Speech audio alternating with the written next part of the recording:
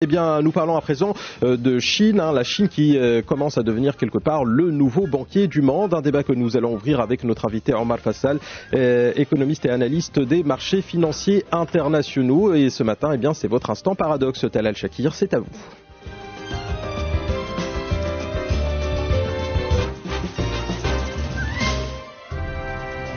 L'instant paradoxe avec Talal Shakir.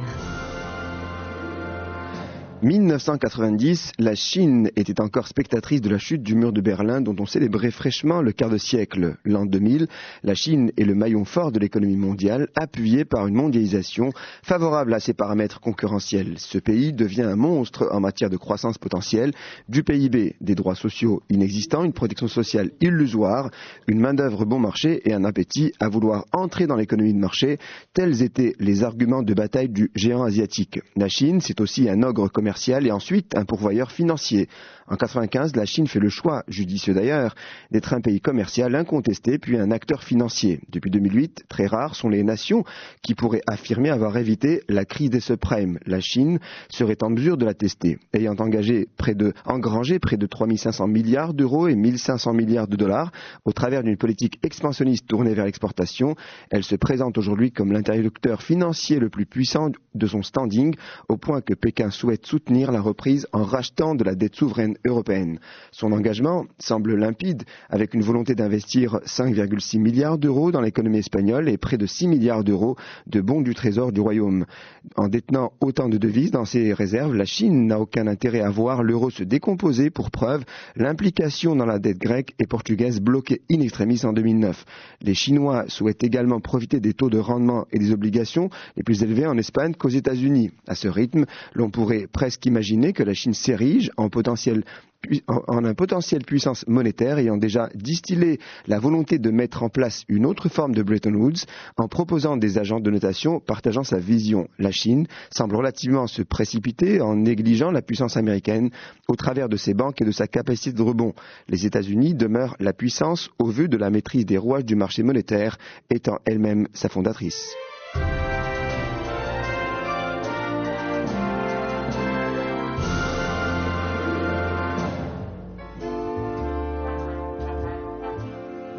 Les matins luxe avec Mounier et Bouvard, joaillier depuis 1929. 8h53, merci Talal Shakir pour votre papier et bonjour à notre invité Omar Fassal, analyste des marchés financiers internationaux et auteur du livre Tout savoir sur la finance. Bonjour et merci d'avoir accepté notre invitation. Bonjour à tous. Alors, après les produits made in China, aujourd'hui la Chine exporte des capitaux à l'échelle internationale. Je rappelle simplement que ses avoirs en bons du Trésor américain ont décuplé, propulsant d'ailleurs ce pays émergent au rang de créancier des États-Unis malgré un revenu nominal par tête 8 fois inférieur. Est-ce que du fait que la Chine ait la certitude que cette dette américaine ne sera jamais payée, il devient préférable finalement de l'investir d'une autre façon dans des actifs bien réels dans le monde entier? Omar Fassal. Vous savez, c'est un jeu de rôle, c'est-à-dire que tu me tiens, je te tiens par la barbichette. C'est-à-dire que la Chine a ses excédents de réserve très importants qu'elle a accumulés par le passé, c'est-à-dire que la Chine se métamorphose à partir de 1976. À la mort en fait de Mao Tse-tung, qui était l'idole en fait révolutionnaire qui a érigé la Chine communiste. Donc à partir de 1976, il y a cette ouverture de l'initiative privée et cette ouverture sur le commerce international. Donc elle accumule ses réserves de change pendant très longtemps. Ce que nous voyons aujourd'hui est le résultat en fait de toutes ces années.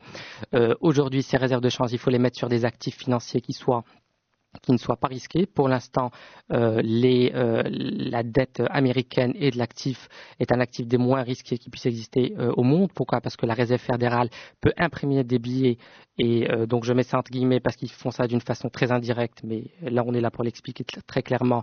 Ils peuvent monétiser la dette, alors qu'en face, dans la zone euro, vous n'avez pas de rebond de dette qui soit partagé entre tous les pays européens, et la BCE ne fait pas pour l'instant ou évite de faire au maximum ce que fait la Réserve fédérale. Donc la Chine a besoin de placer ses excédents et a besoin de placer ses excédents, et pour l'instant les titres américains sont très sont très adaptés à ces placements. Ouais, Talal Shakir, vous faites la même lecture. Vous pensez que les Américains vont véritablement payer cette dette envers la Chine, ou est-ce que, vu que les Chinois savent pertinemment que la dette ne sera peut-être pas payée, ils préfèrent investir les bons du Trésor justement d'une manière indirecte et essayer finalement de les investir dans des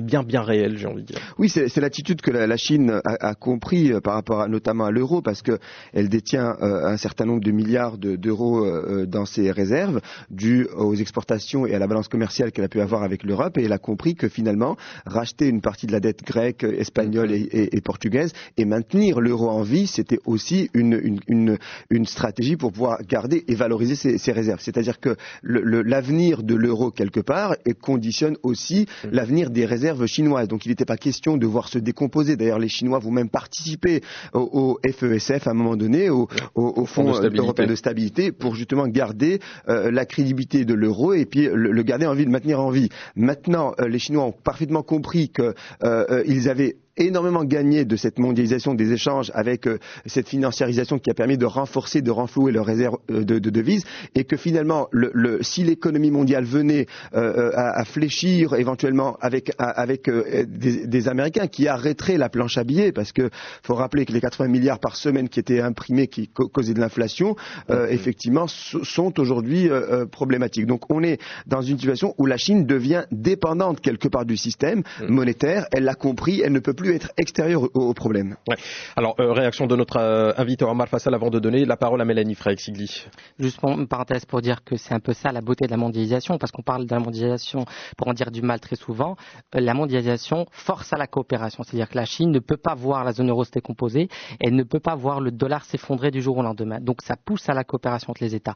Après, donc on a parlé des investissements dans les États-Unis, c'est-à-dire que la Chine détient 23% en fait de la dette américaine, ils détiennent aussi 8% de la dette européenne et de la dette qui va vers les pays en voie de développement.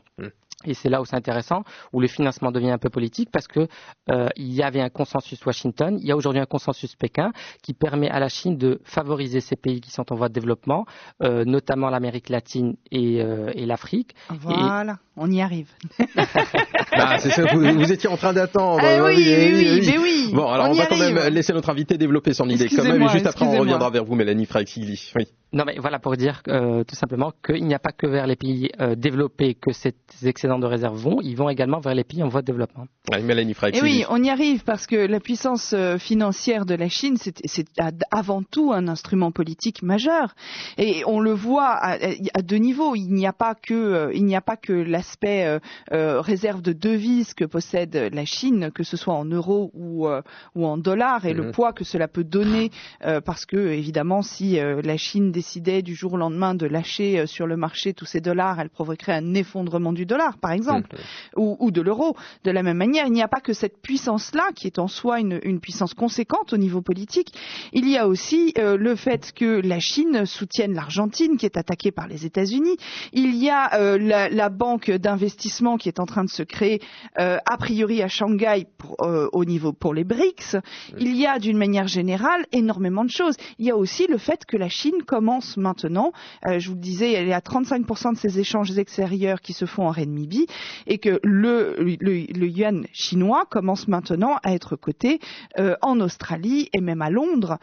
Donc, il n'est pas convertible, il me semble. Il est toujours pas convertible, et pourtant il y a des échanges qui se font comme tels. Il y a des contrats commerciaux qui se font en yuan, et d'une manière générale, il y a là aussi l'arrivée étonnante d'une monnaie non convertible sur le marché et qui s'échange maintenant. Alors justement, comment expliquer ce paradoxe, Omar Fassal? Je rappelle que vous êtes analyste des marchés financiers internationaux et auteur du livre Tout savoir sur la finance. Comment est-ce que vous expliquez justement cette force du yuan, alors que cette monnaie n'est toujours pas échangeable et convertible plutôt à travers le monde? Il n'y a pas une monnaie, il y en a deux. Ouais. C'est-à-dire qu'il y a le yuan, le CNY, il y a le yuan que vous utilisez lorsque vous êtes dans la Chine, et puis il y a des marchés offshore du yuan qui sont développés. Et donc ce sont deux cotations différentes.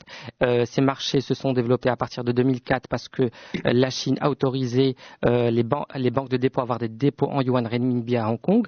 Donc à ce moment-là, ils se sont mis à reprêter ces yuan.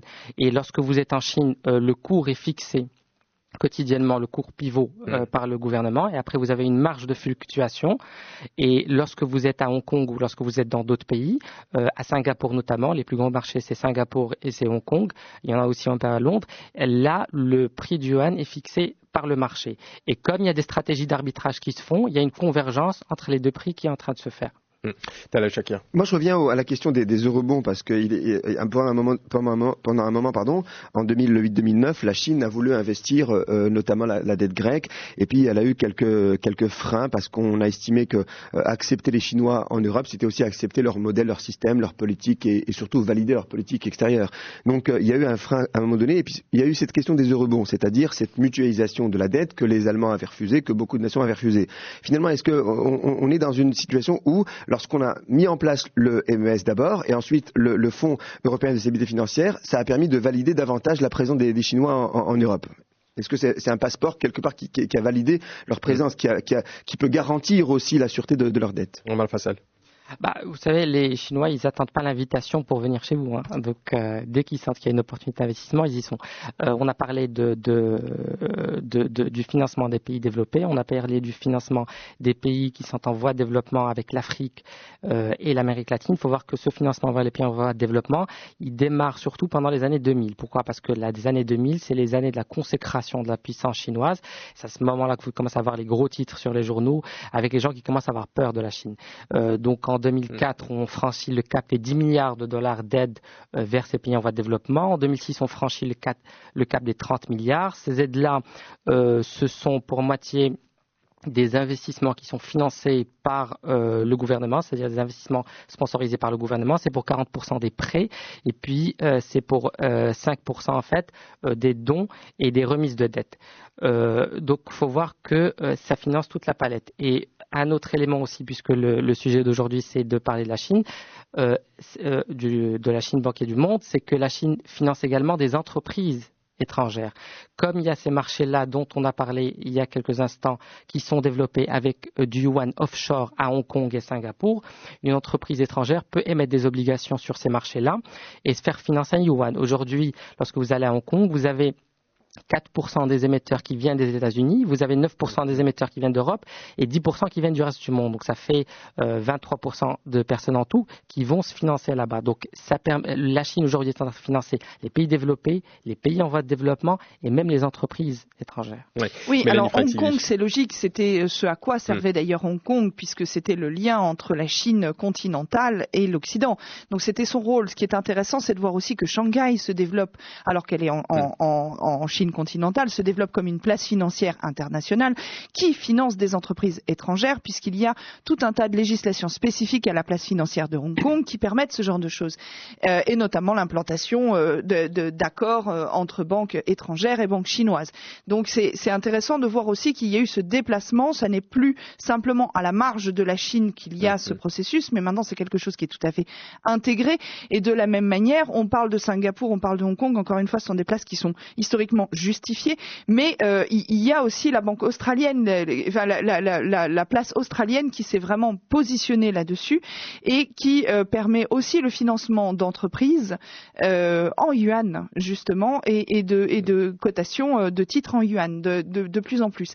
Autre chose, on parlait des exportations et des échanges extérieurs qui se faisaient en renminbi, enfin en yuan. Là aussi, il y a eu une montée en puissance très très récente, parce qu'il me semble qu'il y a 4 ans, on parlait de 5% des échanges extérieurs qui se faisaient en yuan. Maintenant, on est à 35% et la machine s'emballe. Donc, on est vraiment là sur une puissance, si vous voulez, de la Chine en termes financiers, qui n'est plus simplement en devise, mais bien du fait même de sa monnaie qu'elle impose au fur et à mesure. Qu'elle impose, en même temps, on voit bien que les échanges dans la zone asiatique se font encore principalement dans d'autres monnaies et pas forcément en yuan, il me semble, Omar Fassal. Oui, exactement. Alors, en fait, ce qu'essaye de faire la Chine maintenant, son projet idéal, ce serait de bypasser les autres monnaies tel que le dollar, pour imposer le yuan justement dans ces échanges asiatiques. Donc il y a un accord qui a été fait entre le Japon et entre la Chine pour que dans leur commerce bilatéral, ils puissent échanger directement dans leur monnaie respective. Il y a un accord qui a été fait entre la Russie et la Chine pour pouvoir avoir un commerce bilatéral qui soit fait dans cette monnaie-là. Donc le yuan, certes, comme on vient de le dire, prend de la place dans le commerce international, c'est-à-dire que à la fin des années 90, ça représentait 0,0% des échanges quotidiens de devises qu'il y avait. Aujourd'hui, vous avez 8% des échanges quotidiens 2% des échanges quotidiens en devises qui se font en yuan. Donc, il y a cette place prépondérante. Il faudrait par la même relativiser un peu parce que pour l'instant, ce n'est pas une monnaie de réserve internationale très importante. C'est une monnaie qui est très utilisée pour le commerce extérieur. Pourquoi ça ne l'est pas, justement? Pourquoi est-ce que ce n'est pas une monnaie qui permettrait cela? Ce n'est pas pour l'instant une monnaie pour deux raisons. La première, c'est que ce n'est pas un système de change flottant, comme le dollar, comme l'euro, qui est déterminé par les forces du marché. Comme on l'a expliqué tout à l'heure, il y a un pivot quotidien qui est donné par le gouvernement. Donc aujourd'hui, là, et avec une marge de fluctuation autour du pivot. Donc cette marge a été élargie progressivement. En 2007, elle était de 0,3%. On est passé par la suite à 1%, aujourd'hui à 2%. Cette marge est suffisamment importante pour couvrir les variations quotidiennes, parce que des monnaies qui bougent de plus ou moins 2% par jour, moi, j'en connais pas beaucoup. Et donc, le problème aujourd'hui qu'il y a, c'est comment est-ce qu'on fixe ce cours pivot. Ce cours pivot dépose un panier qui est fixé par la Banque du Peuple et on ne connaît pas la composition exacte de ce panier. Donc ça gêne les investisseurs qui ne peuvent pas prévoir correctement l'évolution du cours. Ça, c'est le premier problème. Et le deuxième, c'est le problème de la convertibilité et de l'ouverture du compte de capital. Vous ne pouvez pas convertir autant de dollars que vous voulez en yuan et vous ne pouvez pas convertir autant de yuan en dollars comme vous le voulez. Il y a un contrôle, notre équivalent d'office d'échange en fait, qui vous donne son accord à chaque fois. Mélanie Freixigli, juste après Talal. Mais qui en l'occurrence est considérablement assoupli sur la place de Shanghai. Donc c'est pour ça que je parle de Shanghai parce que c'est important comme place pour le coup. Il y a un processus aussi incitatif, très fortement incitatif aux échanges extérieurs en yuan et qui a lieu pour le coup directement au niveau des entreprises et non plus des accords bilatéraux entre États. C'est le fait qu'il y a une levée d'un certain nombre de taxes et de barrières douanières lorsque ces échanges s'effectuent en yuan au niveau des entreprises. Donc on a calculé, il me semble que j'avais vu un chiffre qui disait que globalement pour ce type d'échange, on pouvait gagner sur une transaction entre 5 et 10% du montant de la transaction si on faisait cette transaction en yuan, ce qui peut être considérable sur des gros contrats. Talal Shakir. Oui, on est sur effectivement une situation où on constate que l'ambition quelque part des Chinois, c'est bel et bien de mettre en place un système monétaire ou en tout cas une zone monétaire régionale. Mais les conditions ne sont pas là parce que les accords de Bretton Woods, qu'est-ce qu'ils rappellent? Ils rappellent que le cours d'une monnaie doit être, alors d'abord il était flottant, puis fixe, puis après flottant. Il est resté maintenant flottant, c'est-à-dire qu'en fait il s'apprécie en fonction d'abord du marché, de la puissance économique, de la demande de cette monnaie sur le marché. Et aujourd'hui le yuan n'est pas flottant. Et s'il n'est pas flottant, c'est qu'il ne s'apprécie pas ou se déprécie pas naturellement. Et ceci masque et pourrait donner une mauvaise information aux investisseurs, ce qui fait que quelque part aujourd'hui la confiance n'est pas totale. Donc il faut que les Chinois comprennent que, en tout cas, ils le savent parfaitement, mais ils ne le font pas parce qu'ils préfèrent plutôt maîtriser leur monnaie, notamment par rapport à un panier de devises. Ce qu'il faudrait, en tout cas pour l'avenir et ce qu'on pourrait constater, c'est que lâcher librement le yuan flotter de façon à ce qu'il puisse s'ajuster en fonction du marché et avoir une vraie valeur. Et à ce moment-là, inciter l'investissement. Oui. Moi, je crois que très très clairement, la Chine comprend bien les choses. Et ce qu'elle veut, c'est que vous compreniez qu'elle va faire les choses à sa manière. C'est le sentiment que j'en ai à tout point de vue. Et surtout, ce qu'elle veut faire dire, c'est qu'elle impose une dévaluation de sa monnaie. Oui, voilà, on la critique souvent. Oui, elle impose une dévaluation de sa monnaie, mais les États-Unis aussi. C'est le jeu, ma pauvre Lucette. Oui. Réaction peut-être de notre invité Omar Fassal avant de revenir justement sur ce rapprochement entre la Chine et la Russie. La Chine a commencé à rénover sa monnaie après 2001. Pourquoi? Parce qu'en 2001, elle a intégré l'Organisation mondiale du commerce. Donc, on a commencé à lui faire ses reproches par rapport à son système de change qui était fixe auparavant et qui avait une monnaie en fait qui était très dévaluée. Donc, 4 ans plus tard, en 2005, c'est là où ils sont passés à ce à ce système avec un cours fixe et avec une marge de fluctuation autour du cours donné. Mais on leur reproche encore que cette monnaie soit très dévaluée. Pourquoi ? Pour booster leurs exportations. Et d'où l'importance de ce qui est en train de se passer, c'est que aujourd'hui la Chine, avant et après la crise de 2008, ce n'est plus le même pays. C'est-à-dire qu'avant, vous aviez des croissances annuelles qui étaient de l'ordre de 14%. Cette année, on aura 7%. Avant, en 2008, vous aviez des excédents commerciaux. La balance courante était de 10% du PIB. Aujourd'hui, elle n'est plus que de 2% du PIB. Donc, il y a un certain essoufflement.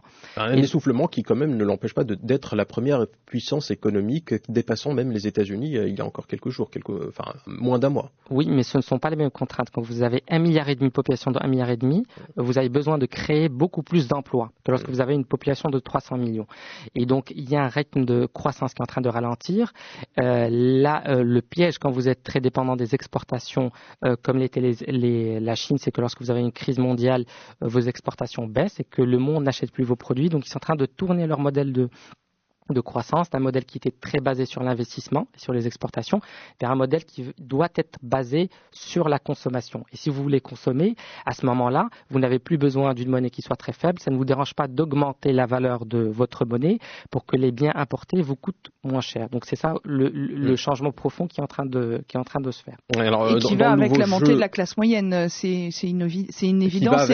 La montée de la classe moyenne, c'est une évidence et une nécessité d'ailleurs dans ce cadre. Et puis je voudrais revenir, comme je vous l'ai dit, sur ce rapprochement entre la Russie et la Chine. Mélanie Freixigli, vous en parlez souvent dans le jeu géopolitique qui se dessine. On parle justement de ce rapprochement, mais dans la réalité financière et économique, est-ce que la Chine peut se payer le luxe de prendre ses distances avec les États-Unis en se rapprochant de la Russie? Mais c'est ça la beauté de la chose. Les États-Unis ne peuvent pas se payer le luxe de prendre leur distance avec la Chine. La Chine a trop de puissance financière. Mais est-ce que la Chine peut le faire? Mais la Chine ne le fait pas en prenant les choses ne sont pas manichéennes. On est en train de tout renégocier, mais la Chine est une puissance financière telle qu'aujourd'hui, elle peut se permettre d'avoir des échanges avec la Russie tout en continuant et en maintenant ses relations avec les États-Unis, parce que les États-Unis sont dans une position beaucoup plus fragile qu'ils ne le veulent par rapport à la Chine. Alors après que les choses soient les choses soient en train de se renégocier au niveau géopolitique, c'est-à-dire que les États-Unis se positionnent en Asie et que dans le Pacifique d'une manière générale, de manière extrêmement forte, et qu'à terme, de manière décentrée, cela va mener à des conflits entre les intérêts chinois et les intérêts américains, c'est un fait. Mais c'est d'ores et déjà le cas. La Chine n'est pas actuellement dans une position où elle peut éviter cela, parce que c'est de toute façon le cas à la base. Par contre, elle a une puissance financière, elle a une réserve en dollars qui est telle, elle représente un marché qui est tel aussi, parce que c'est cela également, qu'aujourd'hui les États-Unis ne peuvent pas se permettre de la négliger. Donc elle peut tout à fait redéployer sa diplomatie financière et politique vis-à-vis de la Russie, bien sûr. Mais c'est une politique qui est quand même, comme nous l'a rappelé aujourd'hui notre invité Omar Fassal, qui a débuté en 76-78 à peu près, et en même temps elle a vu venir la Chine. Je veux dire, est-ce que vous comprenez l'attitude américaine qui a laissé effectivement l'ogre chinois, si l'on peut dire, s'étendre et devenir cette force financière importante, et finalement de créer cette dépendance vis-à-vis de l'empire du milieu? Quand vous acceptez la mondialisation, ce qu'ont vendu les économistes américains depuis les années 80, vous acceptez le fait d'être dépendant des autres. Ça, vous ne pouvez pas être ouvert par rapport aux autres et être renfermé sur vous. Ce choix a été confirmé après la crise de 2008, parce qu'on aurait pu avoir la même chose qu'après la crise de 1929, des États qui se referment sur eux. Les États sont passés du G7 au G20, on a une coordination qui est très importante, et donc on a refusé de se refermer. Quand vous acceptez ça, vous acceptez d'être dépendant des autres. Et puis quand le développement est bien géré par les Chinois, par les compétiteurs qui sont en face, pour ne pas dire adversaires, à ce moment-là, vous n'y pouvez rien. Donc les États-Unis essayent de freiner la Chine, mais la Chine a su trouver les moyens de se développer. Les Américains ont une balance commerciale déficitaire à près de 730 milliards de dollars, dont la moitié est due à Pékin. C'est-à-dire qu'en fait, les Américains sont dépendants des Chinois. Ils les ont vu venir, bien sûr, mais de toute façon, qu'est-ce que vous pouvez faire contre une main-d'œuvre qui coûtait à l'époque 30 ou 40 euros par mois ou jusqu'à 60 par mois? Rien du tout. Donc forcément, les produits sont très compétitifs. Donc en termes de compétition de prix, les Chinois gagnent. Maintenant, l'allié russe est en train de perdre à ce niveau-là. On ne peut pas dire qu'ils soient compétitifs et qu'ils le seront sur les 10-15 prochaines années. Clairement, le paradigme a changé. Le paradigme a changé, comme le déjà. Vous-même, vous l'avez dit dernièrement, la Chine exporte, enfin en tout cas fabrique, sous-traite dans des pays de l'Afrique, mais ce que je vous dis là, l'Éthiopie. je vous donne les chiffres d'aujourd'hui, c'est-à-dire et même en Inde, un déficit. Bien sûr qu'aujourd'hui, on conçoit que la Chine aujourd'hui délocalise au niveau de certains pays comme l'Éthiopie, etc. Ça, c'est une réalité parce qu'on a cherché d'autres terrains. Mais durant les 10 années de mondialisation ou les 15 années, il y a eu ce déficit et il a été à moitié chinois. Deuxième point, la Russie est un faux allié monétaire. La Russie n'est pas une puissance monétaire, c'est une puissance politique, même pas économique, parce que le rouble se porte mal, il y a une inflation, les Russes n'ont pas réussi leur transition vers le capitalisme. En même temps, c'est l'un des rares pays à avoir une dette qui équivaut à 7% du PIB. Oui, mais attendez, les Russes ne payent jamais leur dette, il faut qu'on soit d'accord là-dessus. Mais à 7%, voilà. Vous connaissez beaucoup de pays qui ont une dette de 7% du PIB. Ils ont même réussi à payer leur dette. Ils ont même réussi à payer leur dette souveraine qui avait été contractée dans les années 10. Arrêtez. Omar Fassal. Le tout n'est pas d'avoir une dette publique qui soit très basse. Vous pouvez avoir une dette publique qui soit élevée, mais il faut qu'elle soit bien investie, bien gérée pour le développement du pays. Très bien, merci Omar Fassal. Je rappelle que vous êtes analyste des marchés financiers internationaux et auteur du livre Tout savoir sur la finance. Merci beaucoup d'avoir été des nôtres ce matin. Merci à vous.